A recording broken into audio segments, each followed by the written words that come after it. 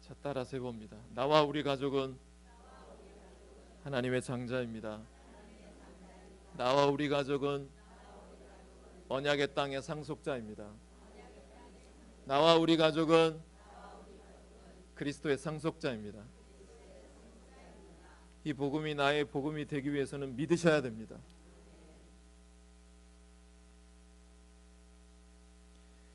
지난 시간 4번에 걸쳐서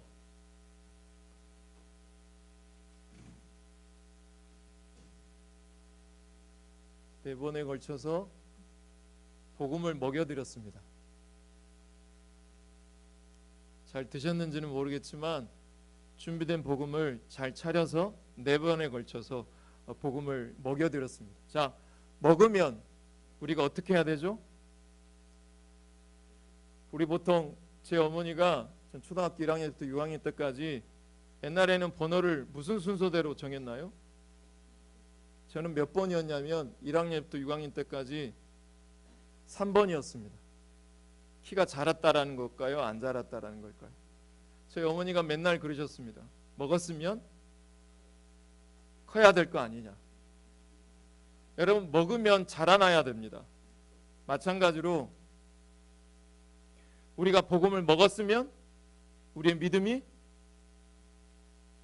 자라야 합니다. 믿음이 성숙해야 된다고요. 자, 그렇다면 여러분께 여쭤볼게요. 여러분의 믿음의 키는 몇 센치나 될까요? 여러분의 믿음의 키는 몇 센치십니까? 우리 교회 믿음의 키는 몇 센치나 되어 있을까요? 이 질문 안에는 뭘 함의하고 있냐면 우리의 믿음의 측정이 가능하다, 가능하지 않다? 믿음이 측정 가능합니다. 이렇게 하시면 안 돼요. 잘못 제스처하신 겁니다. 성경에서 말할 때 믿음에는 측정이 가능합니다. 요한일서에서는 뭐라고 말하고 있냐면 요한일서 2장에서 사도 요한이 믿음에는 어린아이 믿음이 있고 청소년 믿음이 있고 어른 믿음이 있다고 합니다. 사람이 태어나면 아기가 되지만 그 아기가 반드시 청소년기를 거쳐서 무엇이 되어야 합니까? 어른이 되어야 합니다. 자라야 할 때 자라지 못하거나 어른이 되어서도 어린아이 행동을 한다면 부끄러운 일이 되겠죠. 여러분, 영적인 원리도 마찬가지입니다. 여러분, 예수님을 믿으면 그 이후에는 의지적으로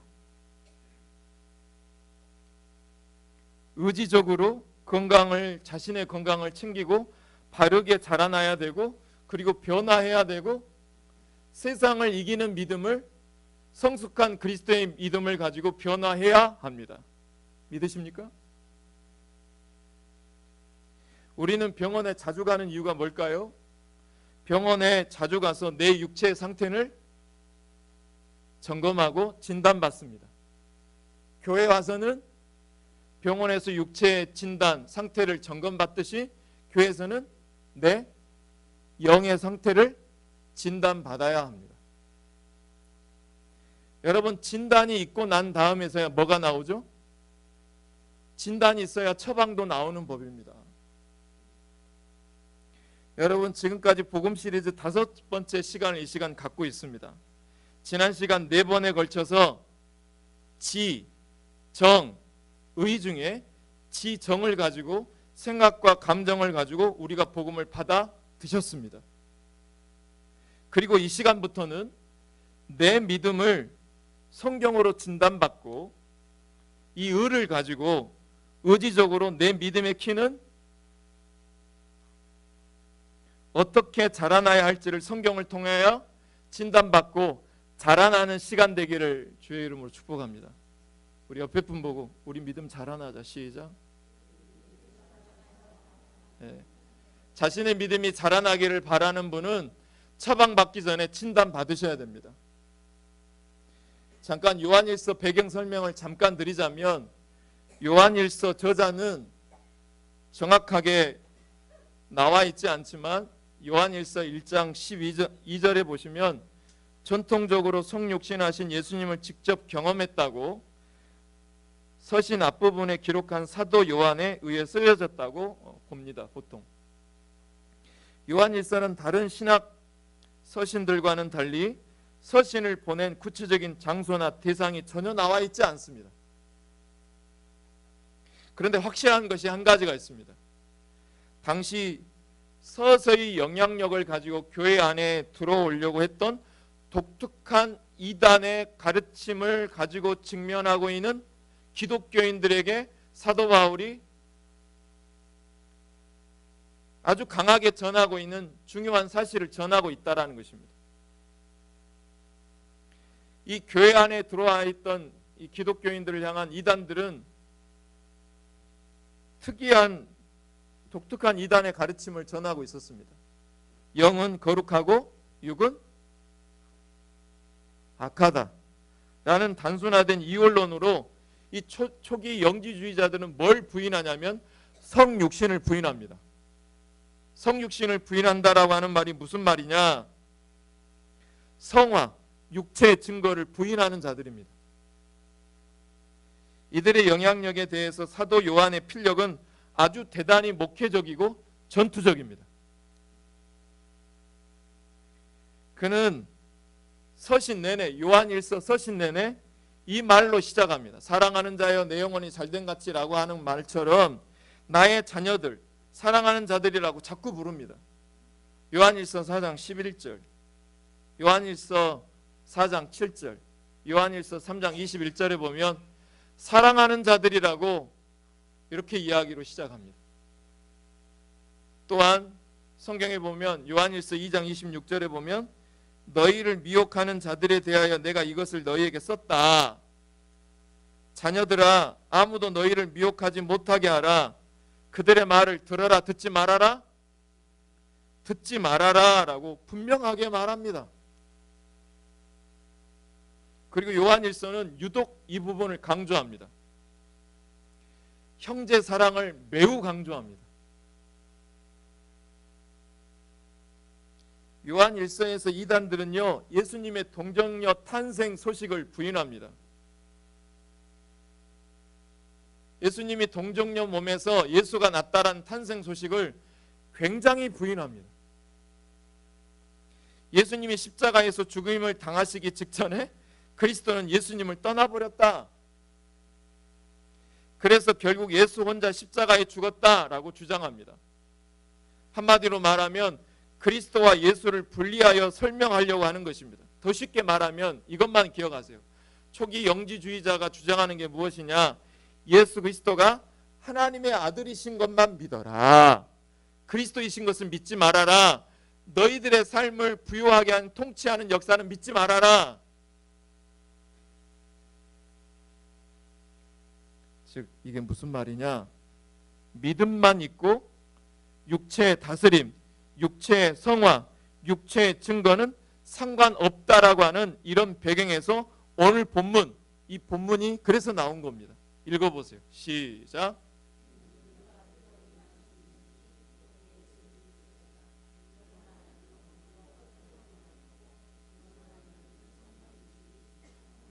진리니라 증언하는 이가, 이게 무슨 말이냐면 형제 사랑을 목적으로 우리 육체는 약해서 아무 증거가 일어나지 않으면 안 되고 반드시 우리가 믿음이 있으면 그 믿음에 해당되는 증거가 나타나야 된다. 무슨 증거? 물의 증거, 피의 증거, 성령의 증거가 반드시 우리의 삶에 드러나야 된다라는 것입니다. 육체의 증거가 있어야 돼요. 성화의 증거가 있어야 된다고요. 먹으면 믿음이 자라는 단계의 믿음의 증거가 있어야 돼요. 그걸 사도 바울이 이렇게 표현해 놨어요. 읽어보실래요? 시작. 내 몸에 성화의 증거가 있어야 된다고요. 예수님 믿는 육체의 증거, 피의 증거, 물의 증거, 마지막에 성령의 증거가 있어야 된다라는 것입니다. 첫 번째, 우리 안에 이 증거가 먼저 시작이 되어야 합니다. 따라서 해볼까요? 피의 증거. 피의 증거가 있는 자는요 십자가로 죄의 문제가 해결된 사람이에요. 즉 예수 믿고 죄사함 받은 사람입니다. 우리가 그 사람인 줄로 믿어요. 이건 하나님 우리에게 약속으로 주신 칭의예요. 법적으로 보정된 거예요. 우리가 예수님의 십자가를 붙잡고 죄를 고백하면 내 죄는 즉각 예수님에게 전가되고 예수님에 있던 흠과 점이 없던 그 구원이 내게 옵니다. 이게 전가예요. 신학적 용어로 신적 교환이라고 합니다. 내가 아들을 놓고 희생했는데 기쁘고 즐거워요. 아들에게 내 살과 피를 내어줬는데 아버지에게 그 희생이 기쁘고 즐거운, 이게 신적 교환입니다. 출애굽기로 이야기하면 1장부터 12장까지는 어떤 조건이나 여러분의 공로 없이도 6월절 어린 양의 피로 우리가 구원받습니다. 믿으십니까? 요한일서 2장으로 이야기하면 어린아이 신앙 단계가 딱 2단계까지입니다. 구원의 시작입니다. 자기 문제만 해결하는 것에 집중하는 단계, 자기 구원에만 머물러 있는, 자기 구원만 해결하면 오케이인 거예요. 그래서 제가 이걸 볼 때 여러분, 아이들에게는 희생이 보일까요? 안 보일까요? 안 보입니다. 어른에게만 희생이 보입니다. 어른에게만 교회에 필요한 희생이 보입니다. 어린아이들은 엄마 아빠에게 희생을 계속 요구하지 자기는 희생할까요? 안 할까요? 희생 안 합니다. 이게 어린아이 믿음의 단계입니다. 피해 증거의 단계죠. 자기 구원에만 해결되면 더 이상 나아가지 않은 단계가 이 믿음 단계입니다. 두 번째로 물의 증거입니다. 이게 제일 괴로운 단계입니다. 제일 길고 긴 단계입니다. 여기서 물은요, 세례로 해석합니다. 침례로 해석하죠. 요한복음 3장 6절에 보면 예수께서 대답하시되 진실로 진실로 내게 이르노니 사람이 무엇과 무엇으로 물과 성령으로 다시 나지 아니하면 하나님의 나라에 들어갈 수 있다 없다? 하나님 나라, 즉 물과 성령으로 거듭나야 한다라고 하는 이 문구는 우리가 물로 세례를 받아서 자기를 뭘 시키는 거냐면 수장시키는 거예요. 여러분, 이스라엘 백성들이 홍해에 수장되게 될 때 여러분이 겁내하는 애국 군대들이 비로소 수장됩니다. 자기를 수장시킴으로 자기를 부인하는 증거가 있어야 한다라는 말씀입니다. 출애굽기로 이야기 드리면, 출애굽기로 이야기하면 13장에서 18장에 넘어가서는 홍해에서 우리가 뭘 받았다고 성경에 나와 있어. 고린도 10장에서 세례를 받으면서 우리의 인생 목표가 이제 더 이상 바로가 아니라 삼위일체 되신 하나님께 내 인생의 골, 인생의 목표가 신앙 고백이 되어집니다. 무슨 말이냐? 자기를 부인하며, 여러분 세례 받은 것은 누구를 부인하는 것이라고 출애굽기 세미나 때 이야기 드렸죠? 세례 받은 것은 자기를 부인하는 거예요. 성부 하나님께 대해서는 으뜸 사상을 드리는 거예요. 일주일의 첫 시간을 이처럼 드리는 거고, 하루의 첫 시작을 새벽 기도로 드리는 거고, 여러분의 소득의 11조를 하나님 앞에 드리는 11조 사상, 이 증거가 자연적으로 발생되어야 하는 것입니다. 성자 예수 그리스도께 대해서는 날마다 누룩을 거절하고, 뭘 거절하고? 누룩을 거절하고 맛없는 무교병 말씀이라도 먹어 순종하는 증거가 나타나야 됩니다. 성령에 대해서는 나 자신의 경험을 의존하는 대신에 구름기둥, 불기둥으로 따라가는 삶을 사는 증거가 드러나야 되는 것이죠. 요한일서 2장 개념으로 이야기하면 2단계까지가 청소년 믿음의 단계입니다. 마지막, 우리 영광교회가 이 믿음의 단계까지 나아가는 증거가 나타나기를 축복해요. 요즘 전도는요, 간증이 없이는, 증거 없이는 교회 오지 않습니다. 교회가 작든 크든 그 교회 안에 성령의 증거만 있으면 하나님이 성도를 우리에게 붙여주십니다. 아멘?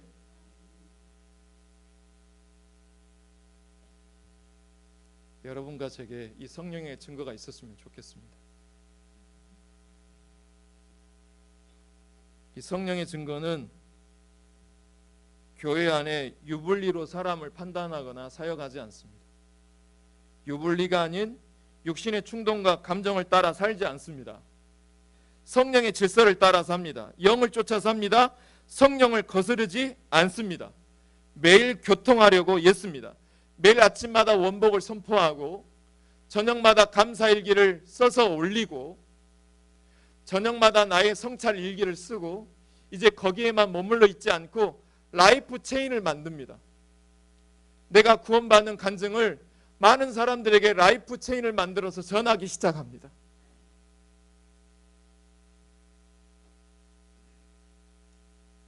성령이 주는 감동에 민감하게 반응하고 순종하게 될 때 우리는 세상을 극복할 수 있는 힘을 갖게 될 것입니다.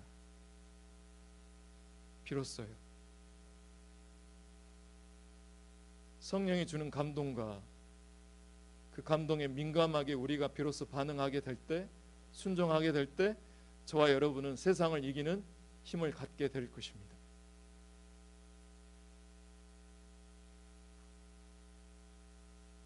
성령은 우리를 진리 가운데로 인도하시는 영이십니다. 그러므로 성령이 다스리는 확실한 간증이 저와 여러분에게 있어야 합니다. 출애굽기로 하면 15장부터 18장에서 광야를 지나면서 본격적으로 물의 증거로 자기 부인을 위한 5대 광야 훈련을 받습니다.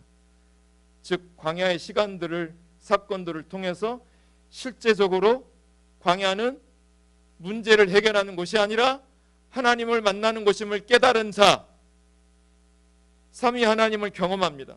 그래서 19장에서 40장에서는 이제 고난의 광야를 지났습니다.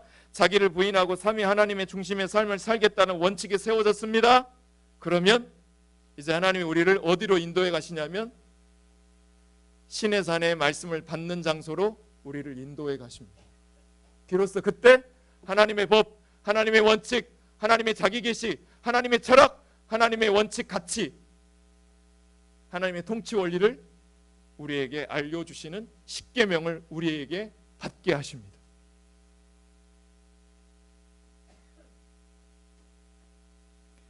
성령이 다스리시는 확실한 간증은 언약의 산인 시내산에서 율법의 중심인 하나님의 법대로 붙어 있으려고 십계명에 붙어 있으라고 몸부림을 칩니다.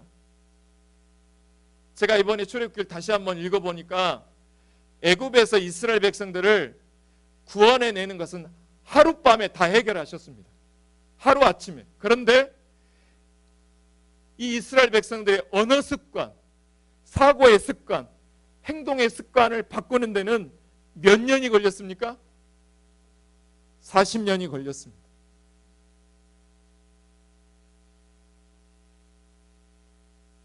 그만큼 자기 부인 세례가 어렵습니다. 하나님이 이스라엘 백성들이 40년의 유예 기간을 주셨지만 결국에는 언어와 사고 습관, 행동 습관을 바꾸지 않아서 그 이스라엘 교회는 멸망했습니다. 우리 같이 한번 읽어볼까요? 시작. 육신의 일을 영을 따르는 자는 영의 일을 생각하나니 육신의 생각은 사망이요 영의 생각은 생명과 평안이니라. 육신의 생각은 하나님과 원수가 되나니 이는 하나님의 법에 굴복하지 아니할 뿐 아니라 할 수도 없습니다. 육신에 있는 자들은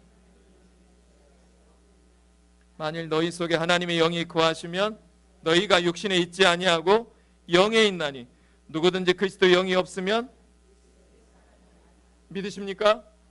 자, 지금까지 이 말씀을 진행하면서 사람은 태어나서 자라나야 되고 믿음의 육체의 증거가 있어야 됩니다. 나는 과연 어느 믿음의 단계에 있으십니까? 피의 증거? 아니면 물의 증거?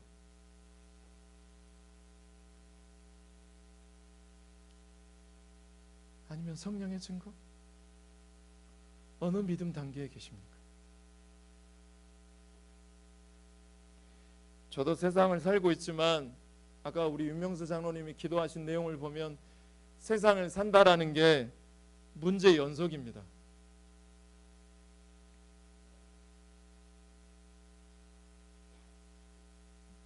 성숙한 그리스도인들은 자신에게 주어진 생의 문제들을 유불리가 아닌 무엇으로 이겨낸 사람들이냐면 따라서 해볼까요? 믿음으로, 믿음으로 이겨낸 사람. 이 자리에 계신 분들 중에는 아브라함처럼 기다림의 광야를 끝도 없이 지나가는 분들도 계실 거고요. 모세처럼 잊혀짐의 광야를 지나는 분들도 계실 것입니다. 어떤 분은 엘리야처럼 영적 침체의 광야를 지나가는 분도 있고, 어떤 분은 룻처럼 상실의 광야를 지나가는 분도 있을 것이고, 어떤 분은 하갈처럼 버려짐을 당한 광야를 지나가고 계시는 분도 계실 것입니다. 여러분과 제가 어떤 광야를 지나고 있든 그 광야는 나 혼자만 지나가는 광야는 없습니다.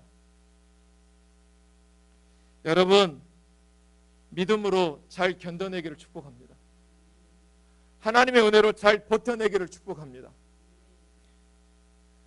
나를 이 광야로 들어오게 하신 하나님의 분명한 목적과 이유가 있으심을 여러분 기억하시길 축복해요. 그때 우리는 그 광야에서 나가게 될 것입니다.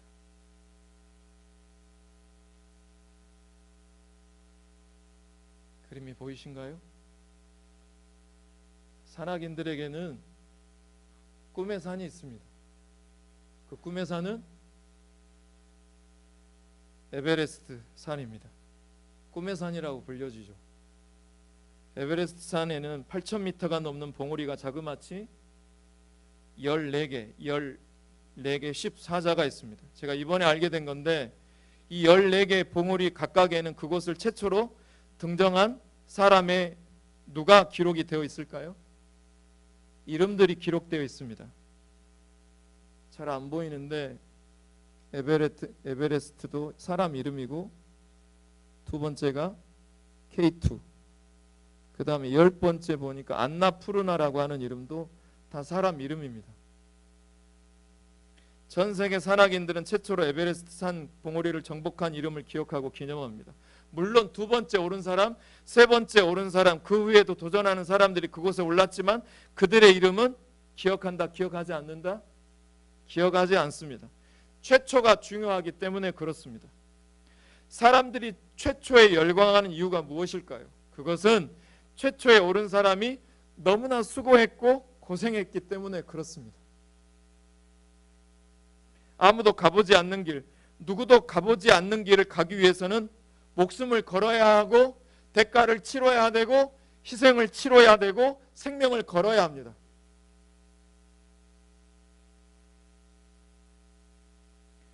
그 사람 덕분에 그 다음 사람들은 한결 수월해집니다. 그 길을 따라가기만 하면 됩니다. 최초에 오른 사람이 성공한 길을 따라가기만 하면 누구나 성공할 수 있습니다. 여기 보세요. 믿음의 길도 마찬가지입니다. 우리가 믿음의 길을 담대하게 믿음으로만 갈 수 있는 이유는, 믿음의 길을 담대하게 갈 수 있는 이유는 우리 예수님께서 먼저 그 길을 걸어가셨기 때문입니다.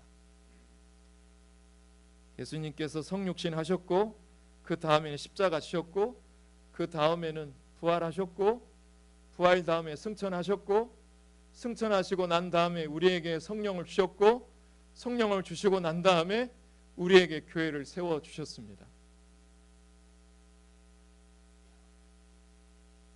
그래서 누구나 주님 가신 길을 믿음으로만 따라가기만 하면 저와 여러분의 믿음의 여정에서 승리할 수 있습니다. 믿으십니까? 요한일서 5장 2절에서 사도 요한은 이 믿음을 지켜낼 때 주님을 따르는 것이고 우리의 믿음이 성숙해진다라고 말씀하고 있습니다. 이미 예수님께서 에베레스트 산을 정복하셨습니다.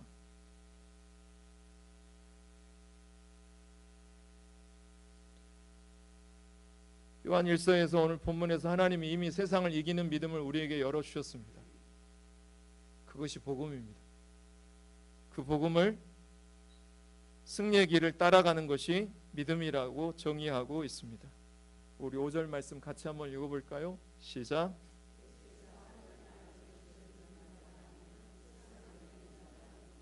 이 말씀을 다시 보면 세상을 이기는 자가 되기 위해서는 예수님께서 하나님의 아들이심을 믿어라. 그분이 너의 모든 문제를 해결하신 그리스도이심을 믿어라. 쉽게 말해서 저와 여러분이 하나님의 일을 하면 하나님은 우리 교회 일과 여러분의 일을 하신다라는 것입니다. 여러분과 제가 하나님의 일을 하면 우리 하나님은 여러분의 일을 행하십니다. 이걸 믿으십니까? 이 믿음에 이르시고 자라나는 저와 여러분 되기를 축복합니다. 그 믿음 가지고 이 찬양 같이 할게요.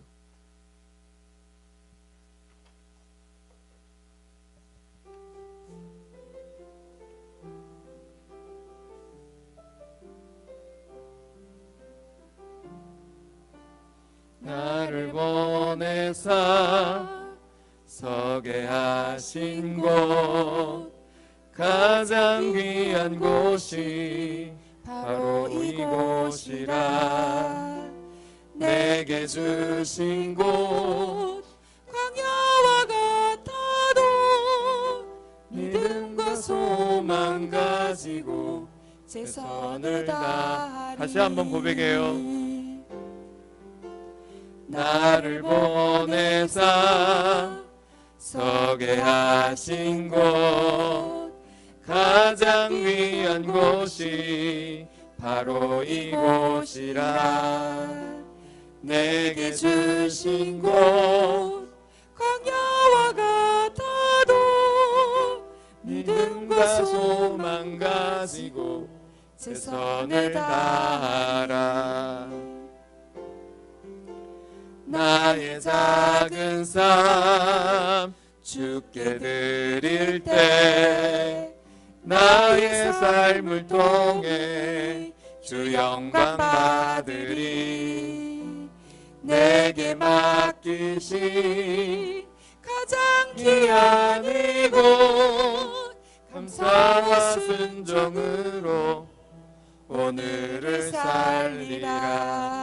나의 일상을 통해 일상을 통해 하나님께 영광을, 나의 일상을 통해 생명의 복음을, 내게 맡기신 이곳 나를 부르신 곳에 하나님의 나라가 이루어지길 원합니다.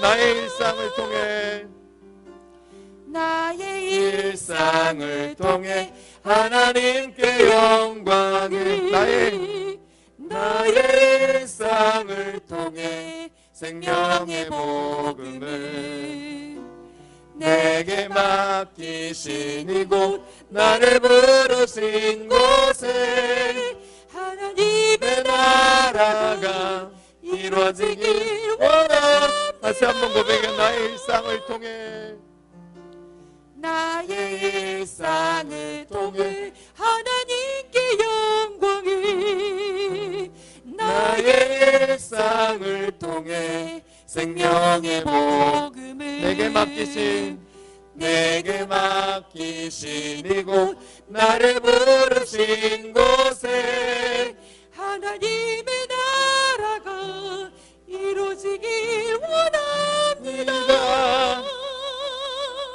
성도 여러분, 하나님의 나라가 오려면 복음을 믿어야 합니다. 복음을 믿으면 하나님의 나라가 옵니다. 그러려면 여러분의 믿음이 자라야 합니다.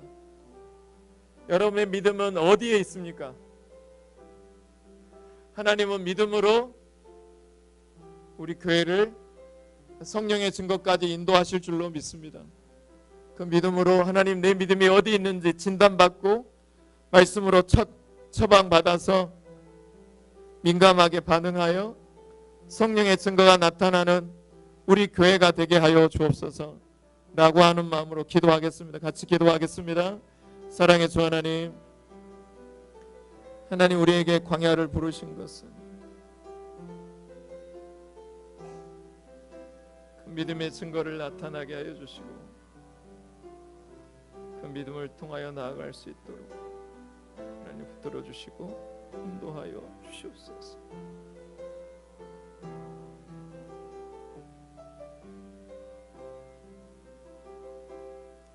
하나님, 무릇 하나님께로부터 난 자마다 세상을 이기느니라. 무릇 하나님께로부터 난 자마다 세상을 이기느니라. 세상을 이기는 승리는 이것이니 우리의 믿음이니라. 하나님, 이 말씀을 나의 말씀으로, 나의 십계명으로 받아내는 자가 성령의 증거를 받는 자입니다. 믿음으로 우리에게 주어진 모든 산을 넘어가게 하여 주옵소서. 유불리가 아니라 믿음으로 하나님의 은혜로 버텨내고 견뎌내게 하여 주시옵소서.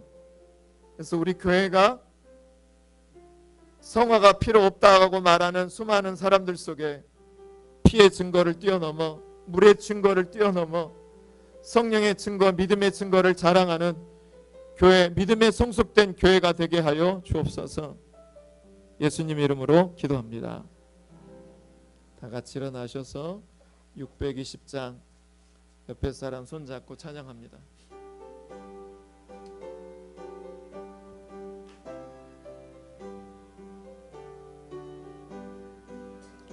여기에 모인 우리 사랑받는 주의 자녀라. 주께서 뜻하신 바 우리 통해 펼치신다. 고통과 슬픔 중에 더욱 주님 의지하오니 어려움 이겨내고 주님 더욱 찬양하라. 이 믿음 곳으로 주가 지켜주신다.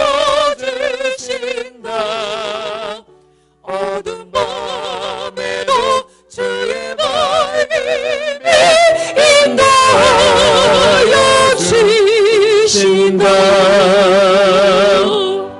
이제는 우리 주 예수 그리스도의 은혜와 하나님의 크신 사랑과 성령의 무한 교통하심이 이제는 피의 증거에 머물지 않고 물의 증거로 자기 부인, 자기 수장하여 성령의 증거, 나의 일을 돌볼 뿐만 아니라 구원의 일을 돌보는 성령의 증거가 드러나는 교회를, 어른의 믿음 증거를 바라는 모든 성도들 머리 위에, 특별히 선교한국 대한민국 위에 지금부터 영원까지 함께 하시길 간절히 축원하옵나이다.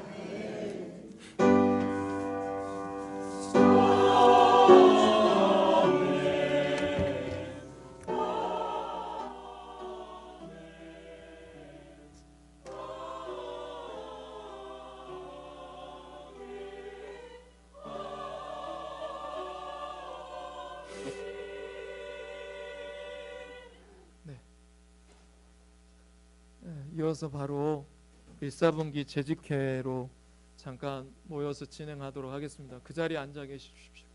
그 자리에